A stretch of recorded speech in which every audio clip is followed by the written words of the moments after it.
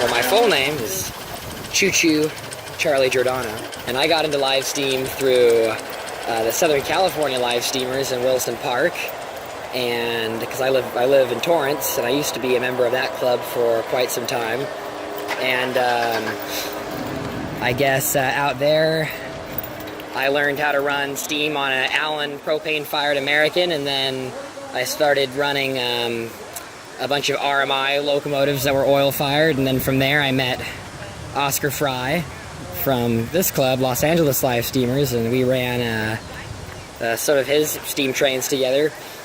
And for what it's been probably since I was like 12 or 13 I've been involved in the hobby, and I'm 21 now, so it's like 8 or 9 years.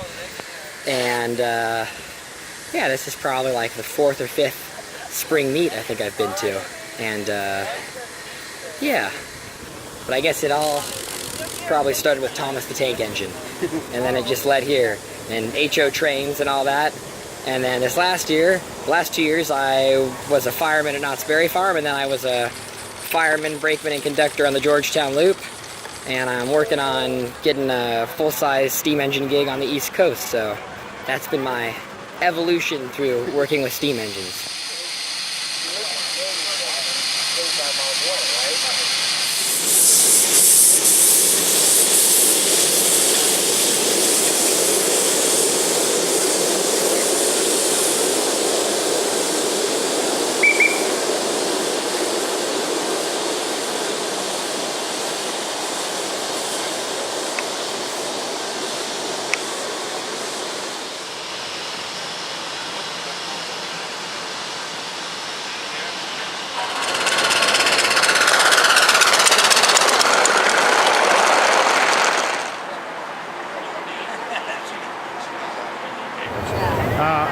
I'm Terry Spahr, and I've been a club member here for 8 or 9 years, can't remember. The first time I came here was when my boys were about 10 and 12 years old. They're now 45 and 48, so that was quite a while ago. And at the time, this was the only part of the club that was developed, the old turnstiles over here. And a man allowed me to come in to to bring my boys inside. And of course, at that time, I didn't own anything except some Lionel trains and things like that. But I decided then, if I ever had the money, I would come back and join the club and have my own equipment. So about 8 years ago, I sold some property and some things, and I decided that I wanted to come and join the club, which I did. And then shortly thereafter, I bought an OS Mogul, which is made in Japan, and I assembled that along with my neighbor in a downstairs bedroom in my house in El Segundo. Brought it up here and ran it for the first time. I wanted to run a coal-fired train, so it operated on coal, and then subsequent to that, then I built a series of cars to go to be pulled by that train. The locomotive was named the A.D. Sankey, and the rail line that I put on the side of the locomotive was the Weehawken, Hoboken, and Troy Railroad. A.D. Sankey, back in the 50s, wrote a book called Little Hank. It's the story of a hand car, and I still have a copy. I still have a copy of the book, the original book, and the story is quite complex. I don't want to go into it, but it's a unique story about a hand car on the Weehawken, Hoboken, and Troy Railroad. I remembered that from when I was a little boy because my mom and dad used to read me that book over and over. So that's the reason why the locomotive is called the A.D. Sankey. She was the author, and that was the name of the railroad. So I then continued my history of Pennsylvania, and all the cars that I built were from the Oil Creek and Titusville Railroad. Titusville is in western Pennsylvania. It's the first place that oil came out of the ground in the United States. Not Texas or any place like that, but at Oil City, Pennsylvania. So all of my train cars were period made, and they all had Oil Creek and Titusville Railroad on. The last car that I made was a combine, and it too had the Oil Creek and Titusville Railroad logo on it, and the drum on the back was a keystone with the correct logo from the Oil Creek and Titusville Railroad, which is today a scenic railroad.